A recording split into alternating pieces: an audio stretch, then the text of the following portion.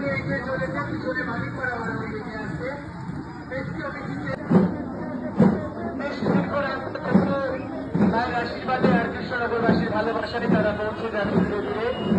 পরবর্তী ঠাকুর আমরা দেখতে যাচ্ছে কি মানিকপাড়া বাড়াবাড়ি, তাদের ঠাকুর এগিয়ে চলেছে।